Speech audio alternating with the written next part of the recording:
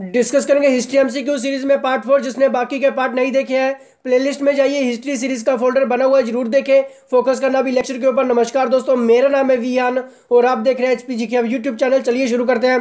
तो यहाँ पे पहला प्रश्न है, निम्न में से किसे भारतीय शास्त्रीय संगीत का उद्गम माना जाता है? तो दोस्तों ये क्वेश्चन अभी हमारी टीम ने बहुत ही इजी सा यहाँ पे पुटअप किया है, तो इसका आंसर होगा सामवेद। लेकिन क्वेश्चन ऐसे नहीं आता है। लेकिन दोस्तों क्वेश्चन कैसे अभी यहाँ पे पूछा गया था, आपसे डायरेक्ट आपके एग्जाम में ये पूछा गया था कि सामवेद के उपवेद की वहाँ पे बात की गई थी। तो जैसे कि आपको क्लियर होना चाहिए कि सामवेद की अगर मैं उपवेद की बात करूँ तो क्या नाम है? गंधर्व वेद। ये आपको क्लियर होना चाहिए, ठीक है। और इसके रचयिता कौन है ये भी आपको क्लियर होना चाहिए, भरत मुनि, ठीक है। कौन है? भरत मुनि। दोस्तों ऐसे क्वेश्चन अभी आपके एग्जाम में पूछे जाएंगे, तो अच्छे से पढ़िए। अगर मैं यहाँ पे बात करूं अथर्ववेद की, तो अथर्ववेद का जो उपवेद है उसका क्या नाम है? शिल्प वेद, ठीक है। और इसके जो रचयिता है वो कौन है? विश्वकर्मा। कौन है दोस्तों? विश्वकर्मा। दोस्तों जितना भी साथ साथ में नॉलेज में रहता है वो आपके साथ पूरा का पूरा डिस्कस कर देता हूं ताकि कुछ भी स्किप ना हो सके। अगर मैं यहाँ पे बात करूं यजुर्वेद की, तो इसका उपवेद कौन सा है दोस्तों? तो ये भी आपको क्लियर होना चाहिए, धनुर्वेद, ठीक है। और इसके रचयिता कौन है? विश्वामित्र, ठीक है। कौन है? विश्वामित्र, ठीक है। और ऋग्वेद की बात करूंगा तो ऋग्वेद का उपवेद कौन है? उसका क्या नाम है? आयुर्वेद। क्या नाम है? आयुर्वेद। और इसके रचयिता कौन है ये भी आपको क्लियर होना चाहिए, धन्वंतरी। कौन है? धन्वंतरी, ठीक है। साथ साथ में नोट डाउन कर लीजिए।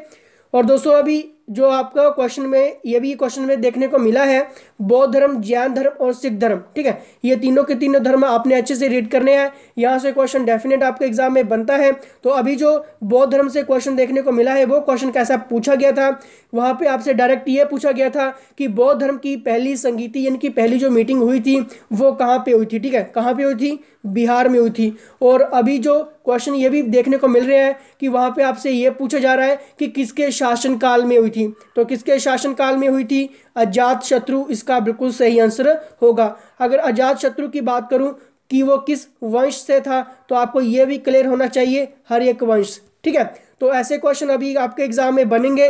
तो ये जितना भी है बौद्ध धर्म, जैन धर्म और सिख धर्म, इनको अच्छे से पढ़िए। तो जो बौद्ध धर्म की जो बौद्ध संगीतियां हैं, ठीक है, पहली, दूसरी, तीसरी और फोर्थ, ठीक है, इनको अच्छे से पढ़िए कहाँ कहाँ पे हुई थी। और जैन धर्म को भी आप ऐसे ही रीड करिए, ठीक है। दोस्तों आगे चलने से पहले मैं यहाँ पे कुछ अनाउंसमेंट यहाँ पे करना चाहूँगा। हमने कुछ यहाँ पे क्रैश कोर्स भी चलाए हुए हैं। आप देख सकते हैं कौन कौन से क्रैश कोर्स यहाँ पे चले हुए हैं। एचपी पुलिस कांस्टेबल का क्रैश कोर्स हमने स्टार्ट कर दिया है। क्या एडवांटेज होगा आपको इस क्रैश कोर्स लेने से? दोस्तों मैं खुद हर एक स्टूडेंट्स को हैंडल करता हूं, उसका ग्राफ मेरिट लिस्ट तक लाने के लिए। एमसीक्यू जो इंपॉर्टेंट क्वेश्चन होते हैं वो आपको दिए जाते हैं, टॉप रिपीटेड क्वेश्चन आपको दिए जाते हैं। और साथ साथ में दोस्तों आपसे लिए जाता है डेली के डेली रात को ऑनलाइन टेस्ट, रात के ठीक 9 बजे।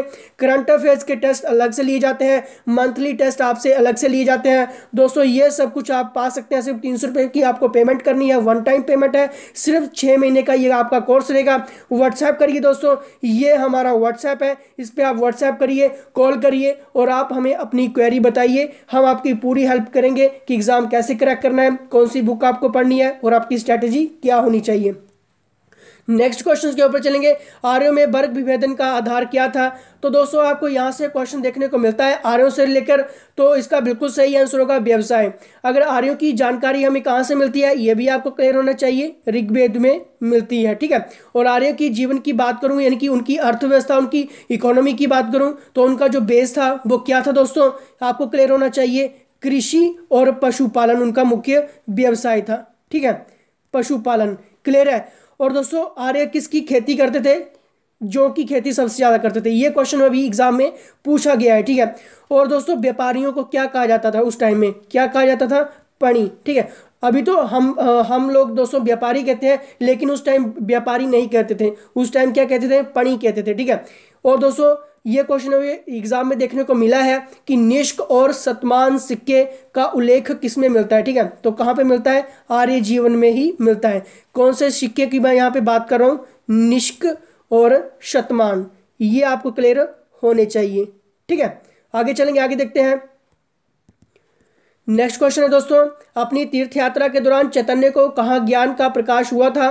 तो इसका बिल्कुल सही आंसर होगा दोस्तों, कांचीपुर में ही चैतन्य को प्रकाश हुआ था ज्ञान का, ठीक है। उनको पूरा का पूरा ज्ञान मेरा था पूर्ण ज्ञान की उनको प्राप्ति हुई थी चैतन्य को, कहाँ पे, कांचीपुरम में। ठीक है, आगे चलेंगे, आगे देखते हैं किस टाइप के यहाँ पे क्वेश्चन इंक्लूड किए गए हैं हमारी टीम के द्वारा। बुद्ध गौन में से किस में विवेक और दया का सागर कहा जाता है। जैसे कि दोस्तों मैं आपको क्लियर करवा रहा हूँ कि बौद्ध धर्म, जैन धर्म और सिख धर्म, इनसे आपको डीप क्वेश्चन पूछे जाते हैं, इजी नहीं आता है यहाँ से। ठीक है, तो इसका बिल्कुल सही आंसर होगा दोस्तों बुद्ध चरित। क्या है इसमें बुद्ध चरित में, और इसके रचयिता कौन है, ये भी आपको क्लियर होना चाहिए। ठीक है, अगर दोस्तों मैं यहाँ पे बात करूँ इसके रचयिता की, तो कौन है, अश्वघोष। ठीक है, जितना भी दोस्तों साथ साथ में नॉलेज में रहता है वो आपके साथ पूरा का पूरा शेयर कर देता हूं ताकि कुछ भी स्किप ना हो सके। और यहाँ पे अगर मैं बात करूँ जातक की कहानियां की, तो उनके बचपन की कहानियों से रिलेटेड है, यानी कि पूर्व जन्मों की कथाएं भी किसमें मिलती हैं, जातक की कहानियों में है। ठीक है, आगे चलेंगे, आगे देखते हैं किस टाइप के क्वेश्चन हैं। दक्षिण अफ्रीका में महात्मा गांधी के आश्रम को क्या नाम दिया गया था, तो इसका बिल्कुल सही आंसर होगा टॉलस्टॉय फार्म। और दोस्तों महात्मा गांधी से आपको क्वेश्चन आपके एग्जाम में डेफिनेट बनेंगे, डीप क्वेश्चंस बनेंगे। तो हम महात्मा गांधी की एक सीरीज भी चलाने वाले हैं जिसमें हम पूरा का पूरा महात्मा गांधी को लेकर जितने भी क्वेश्चन एमसीक्यू हम पूरे के पूरे डिस्कस कर लेंगे। आगे चलेंगे, आगे देखते हैं किस टाइप के क्वेश्चन हैं। भारत में रेल मार्ग और टेलीग्राफ किसने चालू किया था, तो दोस्तों इसका बिल्कुल सही आंसर होगा लॉर्ड डलहौजी। और Lord Dalhousie, Lord Hardinge, Lord Ripon, Lord Canning, इनके बारे में जितने भी ये वाइसराय हैं अच्छे से पढ़िए, डीप पढ़िए, क्योंकि यहाँ से आपको डीप ही क्वेश्चन आएंगे। ठीक है, लॉर्ड डलहौजी की बात करूँ दोस्तों तो हड़प नीति, डॉक्ट्रिन ऑफ लैप्सी यानी कि गोद ना लेने की नीति, इनके बारे में अच्छे से पढ़िए। एग्जामिनर इन्हीं क्वेश्चन को घुमा फिरा के आपके एग्जाम में पूछता है। ठीक है, अगर आपके पास नोट्स नहीं है तो क्रैश कोर्स में ही आपको ये सब कुछ मिल जाएगा, क्या पढ़ना है, कितना पढ़ना है। नेक्स्ट क्वेश्चन के ऊपर चलिए। 1526 में किसकी महत्वपूर्ण पराजय ने भारत में पहली बार बाबर को मजबूती से स्थापित होने का अवसर दिया था, तो दोस्तों अगर आपने हिस्ट्री अच्छे से पढ़ी होगी तो आपको क्लियर होगा कि इसका बिल्कुल सही आंसर होगा इब्राहिम लोदी। ठीक है, आगे चलते हैं दोस्तों, आगे देखते हैं किस टाइप के क्वेश्चन यहाँ पे पुट अप किए गए हैं।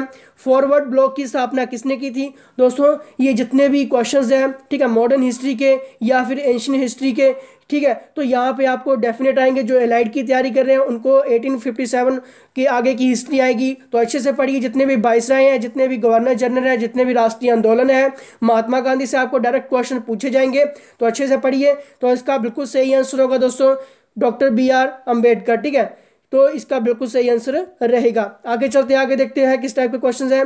हड़प्पा के कुम्हारी यानी कि दोस्तों जो घड़े बनाने वाले, जो मिट्टी का जो काम करते हैं, ठीक है, उनकी यहाँ पे बात की गई है। कार्य में आमतौर पर कौन सा रंग का प्रयोग किया जाता था, दोस्तों ये काफ़ी MCQ क्वेश्चन है, ये भी एग्जाम में बन चुका है। ठीक है, तो दोस्तों इसका बिल्कुल सही आंसर होगा लाल। और दोस्तों क्रैश कोर्स जरूर ज्वाइन करिए।